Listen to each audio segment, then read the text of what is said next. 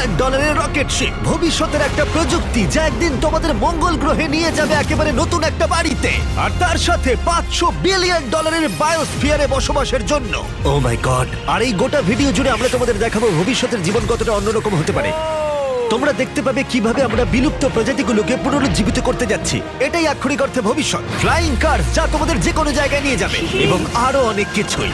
এটা দারুণ। শুরু করবো এই $1 আলো দিয়ে, যা প্রচুর পরিমাণে একত্রিত করলে মানব জীবনের ভবিষ্যৎই বদলে যেতে পারে, অথবা মঙ্গল গ্রহ। এই ভিডিওতে আমি তোমাদের দেখানোর জন্য এক্সাইটেড এই বিশ্বের সবচেয়ে ফিউচারিস্টিক টেকনোলজি। কিন্তু এরপরে আমরা যাব $10,000 টেকনোলজিতে, নিউরালিঙ্ক, যেখানে একটা কম্পিউটার চিপ সার্জিক্যালি ব্রেনের মধ্যে ইমপ্ল্যান্ট করা হবে, যাতে নোল্যান্ডের মতো বাকি সবাই বিশ্বের সাথে সংযোগ তৈরি করতে পারে। তাহলে তোমার ঘাড় থেকে বাকি অংশ প্যারালাইজড। হ্যাঁ, আর প্রায় 8 বছর ধরে আমি আমার জীবনের কিছু উদ্দেশ্য খোঁজার চেষ্টা করছিলাম। আর তারপরে তুমি পেলে নিউরালিঙ্ক। এর প্রভাব কি হলো?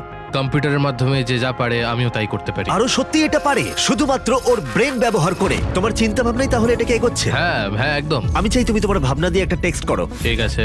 ওর হাতগুলো প্যারালাইজ, আর আমরা তোমাদের দেখাবো ওর হাতগুলো একেবারেই নড়ছে না। এদিকে নোল্যান্ডের ব্রেনে নিউরন ব্যবহার করে নিউরালিঙ্ক সেই সিগন্যালগুলোকে মুভমেন্টে রূপান্তর করতে পারে। ও ওর ভাবনা দিয়ে টাইপ করলো হাই।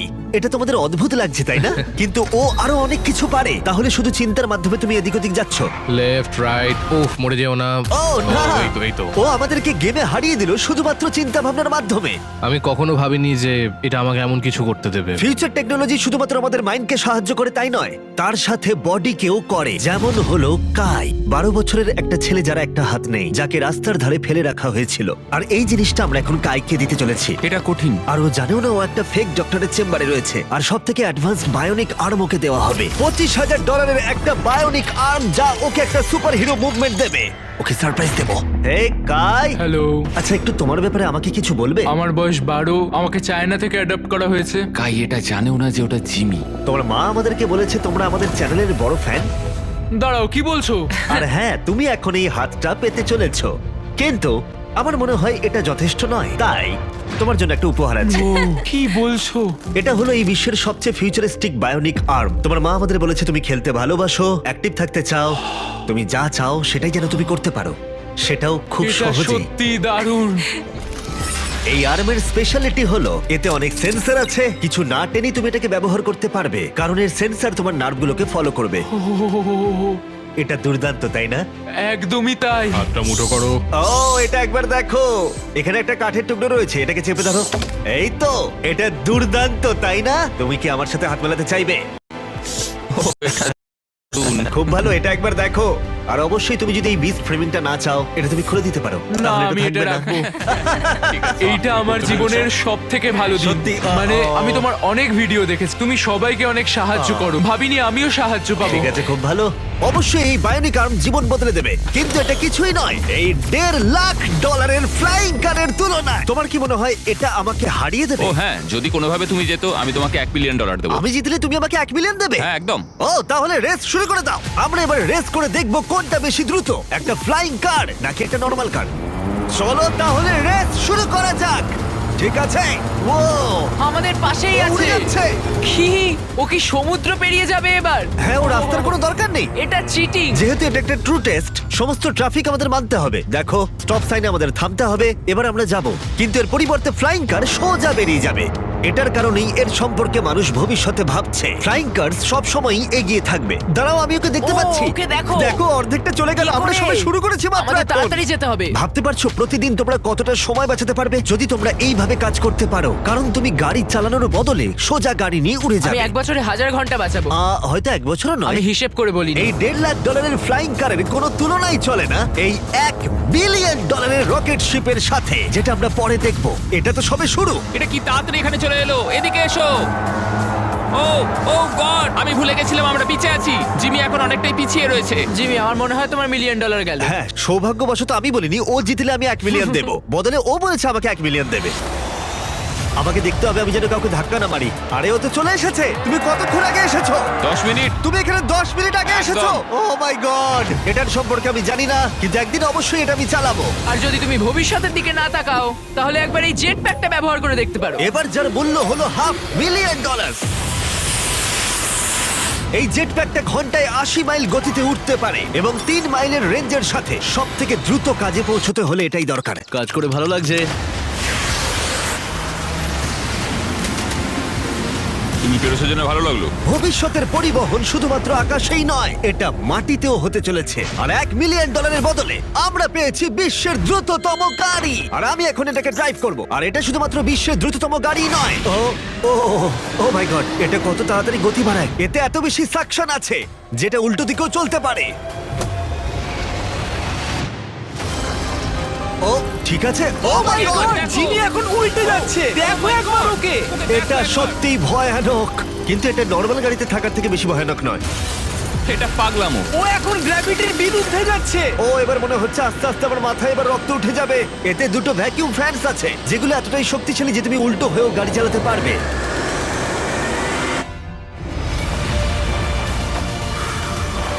এটা খুব বেশি দূরে নয়, আর এর 10 গুণ মূল্য দিলে মার্সিডিজ তোমাকে উপহার দেবে একটা কনসেপ্ট কার যার মূল্য হলো $10 মিলিয়ন।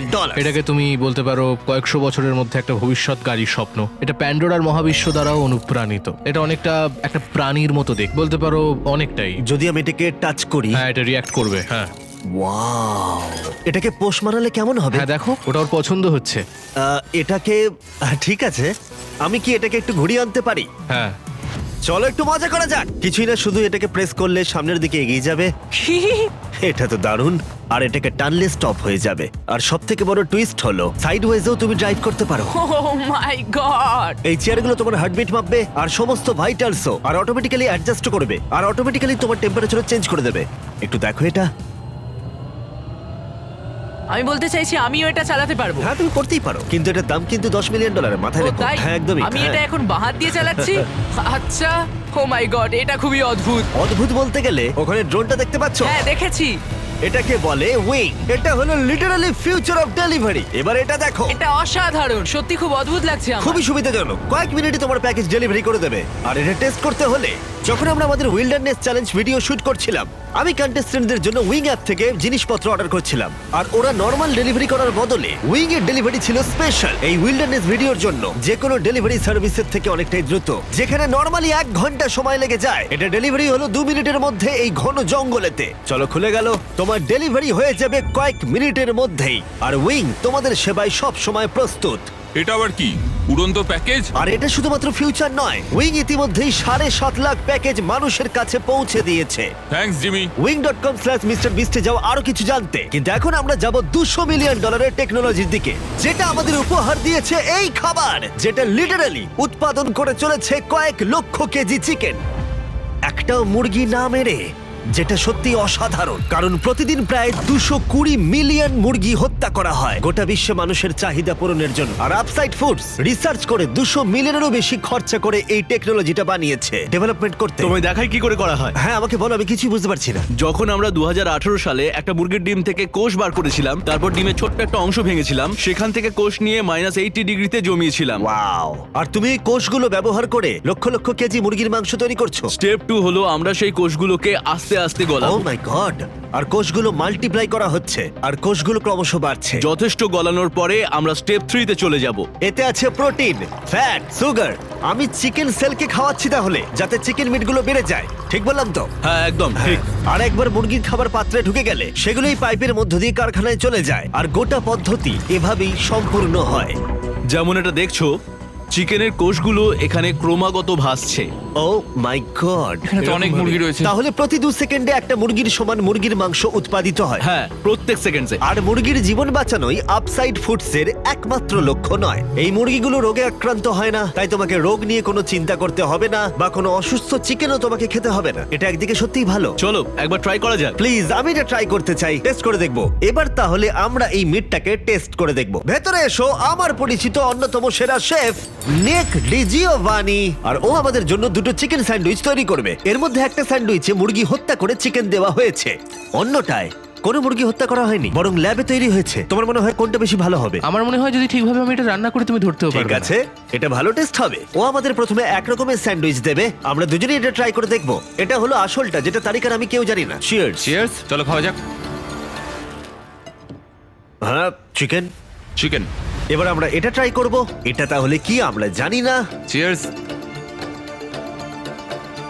আমি সত্যি পার্থক্য বুঝতে পারছি না। এটা তো পুরো একই রকম খেতে, মানে দুটোতেই চিকেন আছে।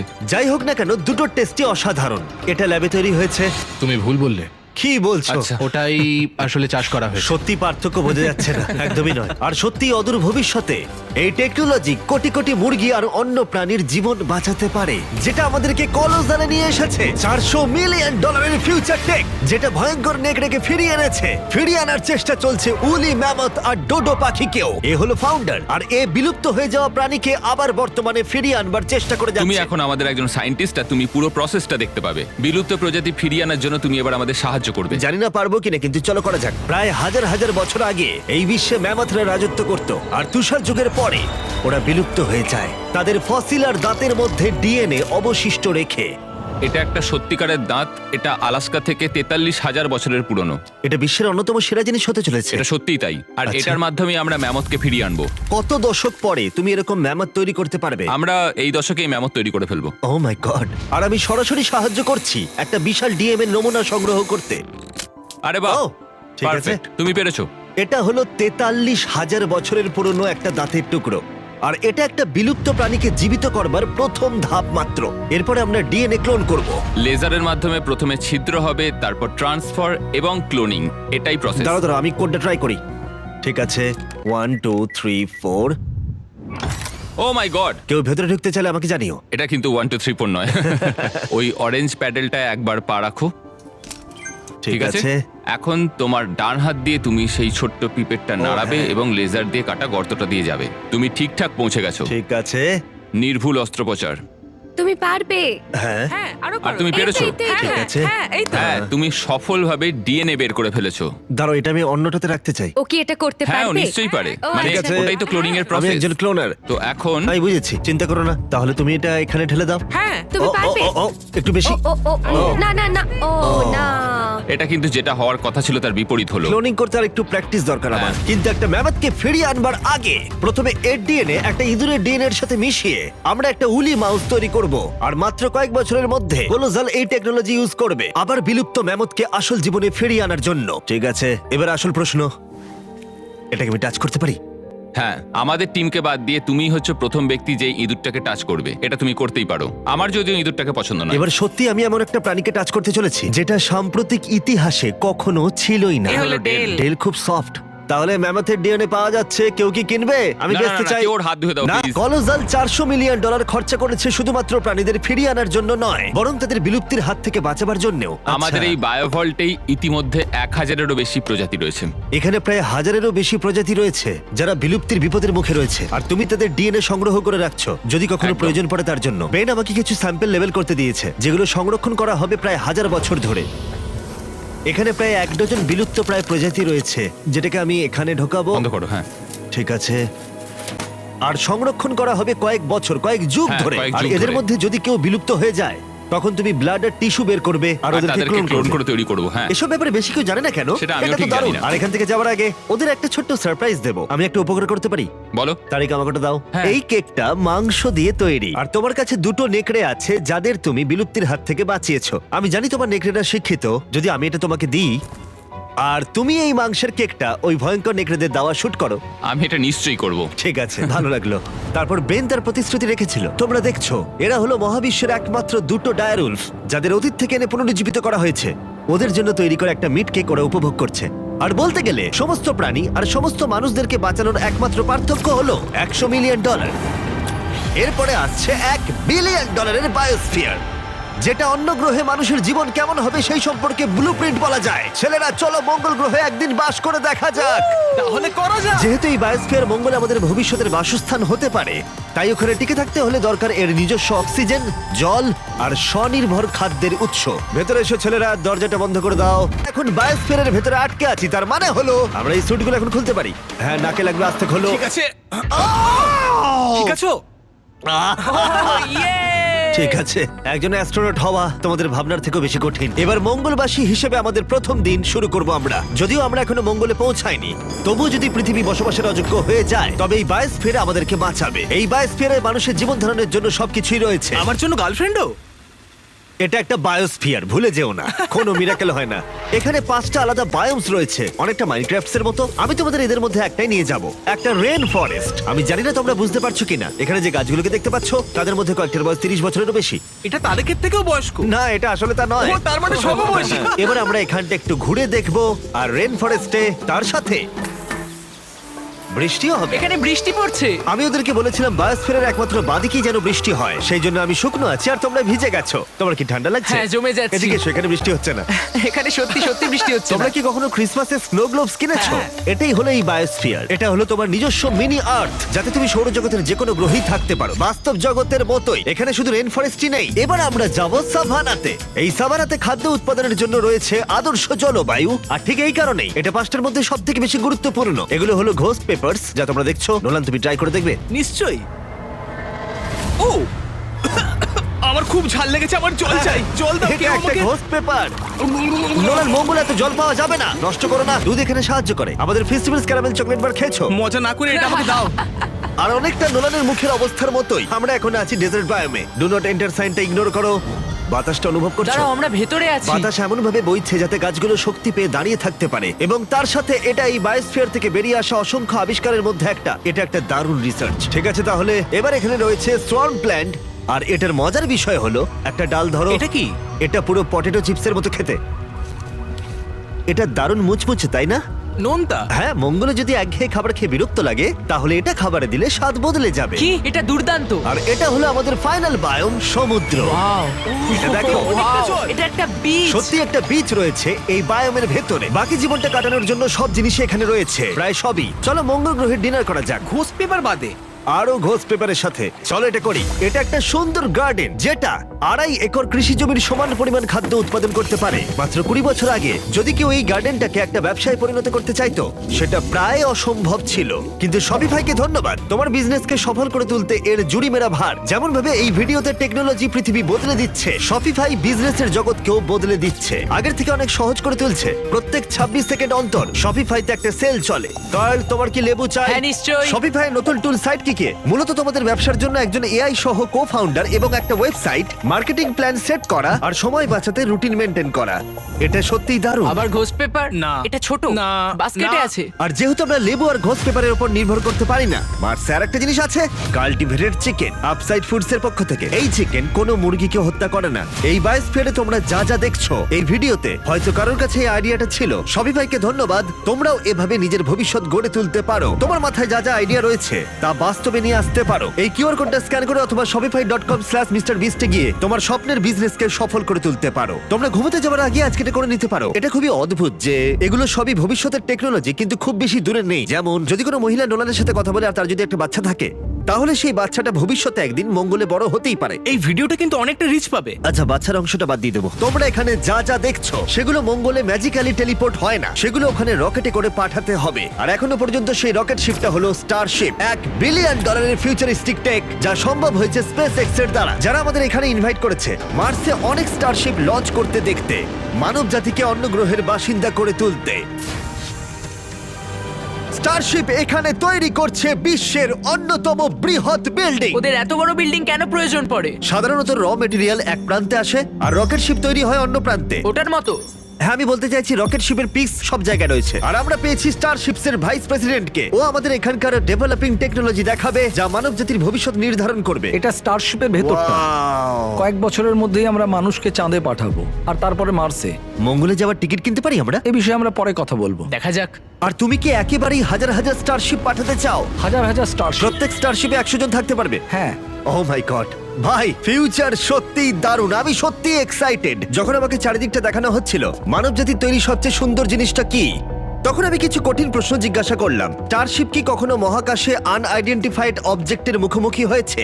এখনো নয়, তবে পরে গিয়ে হতে পারে। উত্তরটা কি উল্টো হবে যদি আমি ক্যামেরার পিছনে জিজ্ঞাসা করি? না। ঠিক আছে, চলো যাওয়া যাক। অদ্ভুত লাগছে এখানে সবাই কতটা নরমাল, যেমন সবাই এখানে পরিশ্রম করছে, কিন্তু ওরা রকেট তৈরি করতে পুরোপুরি অভ্যস্ত হয়ে গেছে। এটা দারুণ, সত্যিই দারুণ। তোমরা কি বুঝতে পারছো তোমরা রকেট শিপ তৈরি করছো? হ্যাঁ এটা দুর্দান্ত, তাই না? একদম আমি অবাক হতাম যদি ওরা না বুঝতে পারতো। আর এই দুজন যে রকেটগুলো তৈরি করছে সেগুলো পুরোপুরি রিইউজেবল স্টারশিপস, আর যখন সেগুলো পৃথিবীর আবহাওয়ায় ফিরে আসবে সেগুলো লাভার থেকেও বেশি তাপমাত্রা সহ্য করতে পারবে। তাই স্পেসএক্স টিম তৈরি করেছে একটা কাস্টম হিটশিল্ড সিস্টেম। হিটশিল্ডের ব্যাপারে তখন আমরা কথা বলছিলাম, আর এখানে তোমার জন্য একটা রেখেছি আমি। তোমার কি মনে হয়? তাহলে এটা হলো হিটশিল্ড টাইল। এটা আসল heat shield tile। এটা তো খুবই হালকা, একটু ধরে হ্যাঁ, দেখো। এরকম প্রায় দারুণ। 18,000 আছে। এটা কত গরম হতে পারে? এত গরম হতে পারে যে ব্লো টর্চ এর মধ্যে দিয়ে যেতে পারবে না। যদি আমার হাতটা এখানে রাখি আর এটা এখানে রাখি আর তুমি একটা মশাল জ্বালাও, হ্যাঁ আমি জ্বালাবো। সত্যি তোমার বিশ্বাস আছে? হ্যাঁ বিশ্বাস আছে। টেস্ট করা যাক, কেউ একজন মশাল জ্বালাও। আমি ওয়েভারে সাইন করেছিলাম। না ওয়েভারের প্রয়োজন নেই। হ্যাঁ অবশ্যই, ব্লো টসটা দেখতে স্টারশিপের মতোই। এই কোম্পানিটা সত্যি খুবই ভালো, যাতে তোমরা দেখতে পাও রেফারেন্সের জন্য। একবার দেখো এটা। কার্ল, তোমার উচিত। হ্যাঁ নিশ্চয়ই। আমি ধরে রাখবো। দাঁড়া দাঁড়া, না আমার হাত পুড়িও না। হ্যাঁ একদম। ওয়াও, দেখো এটা অরেঞ্জ হয়ে যাচ্ছে। এটা এখন প্রায় 2000 ডিগ্রি আর আমি কিছুই অনুভব করছি না। বিজ্ঞান অসাধারণ। এটা আমি ধরলে কি হবে এখন? তোমার হাত এতে পুড়বে না, কিন্তু এতে ও যেন বলছি কি বোকা। স্পেসএক্স একসাথে কয়েকশো স্টারশিপস তৈরি করছে। তোমরা এমন ভাবে রকেট বানাচ্ছ যেন গাড়ি তৈরি করছো। একদমই পুরো গাড়ির মতো রকেট তৈরি করা হয় এখানে। তারপর আমাকে অনুমতি দেওয়া হলো কিছু করার জন্য, যেটা সাধারণ নাগরিকদের জন্য নিষিদ্ধ। এটা সমান, তাই এখানে সব টাইলস গুলো লাগানো হয়েছে। আমি কি একটা দেখতে পারি? জিজ্ঞেস করি, দাঁড়াও। আমরা চাই না রকেটটা উড়ে যাক। হ্যাঁ অবশ্যই। আমরা এখানে নতুন কাউকে দিয়ে ফ্লাইট হার্ডওয়্যার ইনস্টল করাতে চাইছি না আর কি। এখানে আছে হচ্ছে হিট শিল্ড টাইল। আমরা ঠিক আছে। এটাকে ওর উপরে রাখলাম, পাশগুলোকে ভাঁজ করে নিয়ে এটা উপরে রাখবো। হ্যাঁ। মানে চাইলে তুমিও করতে পারো, ও তাই নাকি? কিন্তু এটা একবারই করতে পারবে, ও। বারবার করা যাবে না। তাই ও। তুমি যদি ভুল করো তাহলে এটা পুরোপুরি নষ্ট হয়ে যাবে। সত্যি? হ্যাঁ, চাপ নিও না। এটা একটু বেশি চাপের চলো মনে তাহলে হচ্ছে। করা যাক। আমি তাহলে রকেট ইঞ্জিনিয়ার। তুমি যদি ঠিক করে বসাও তাহলে এটা স্পেসে হ্যাঁ। উড়ে যাবে, আর না পারলে তোমাকে এটা খুলে খুব ফেলতে হবে। খারাপ। হ্যাঁ, এটা অবশ্যই না, ভুল ভুল হলো। করছো তুমি। হয়তো এর রকেট সায়েন্সের প্রয়োজন। এবার তুমি এটা ঠেলতে পারো। শুধু একটু নামাবো। এই তো হয়েছে। এই তো। ঠিক আছে, তুমি পেরেছো। এবার আমি টাইলে সাইন করছি।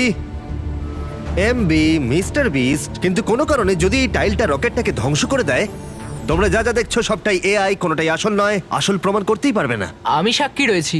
তুমিও তাহলে এআই। আর যদি এটা বিস্ফোরিত হয়, এই $1 বিলিয়ন রকেট কারখানা যতই বিশাল হোক না কেন, এটা স্টারশিপের ফাইনাল স্টেপের তুলনায় অনেকটাই ছোট। ঠিক এরকম স্টারশিপ বড় হয়। যা যা দেখানো হয়েছে সবকিছু মিলে যখন এটা তৈরি হয়ে যায়, ক্যামেরা ঠিক মতো পুরো জিনিসটাকে ধরে উঠতে পারছে না। এই জিনিসটা আসলে বিশাল। খুব সম্ভাবনা আছে তুমি একদিন রকেটে করে উড়ে যাবে অন্য কোনো একটা গ্রহতে। এটা দারুণ। আর আমাদের স্টারবেস ট্যুরের শেষে বাকি স্টারশিপস গুলো আমাদের দেখতে নিয়ে গেল, যেগুলো স্টারবেস ক্যাম্পাসে মহাকাশে যাওয়ার জন্য তৈরি ছিল। সোশ্যাল মিডিয়া আর নিউজ যখন ভবিষ্যৎ নিয়ে আতঙ্ক তৈরি করতেই পারে, কিন্তু সত্যি বলতে এই ভিডিওতে আমি যা দেখলাম তা আমাকে আশা দিয়েছে। বায়োটেক ডেভেলপমেন্ট প্রতিবন্ধী ব্যক্তিদের কাছে নতুন এক জগৎ খুলে দিয়েছে, আর একটা নতুন জীবনের সুযোগও। যে গাড়িগুলো আকাশে উড়ে যায়, গোটা বিশ্বের পরিবহনে নতুন মাত্রা এনে দিয়েছে। রয়েছে ডিএনএ টেকনোলজি, যা প্রাণীদের দুর্ভোগ এবং বিলুপ্তির হাত থেকে রক্ষা করে। অন্য গ্রহে বাস করতে শেখা, আর সেখানে কিভাবে পৌঁছতে হয়। মানবজাতিকে সেখানে নিয়ে যাওয়া, যেখানে পৌঁছানো মানবজাতি একসময় অসম্ভব বলে মনে করত। আর যদি আমাকে জিজ্ঞাসা করো, একটা দারুণ ভবিষ্যৎ অপেক্ষা করছে।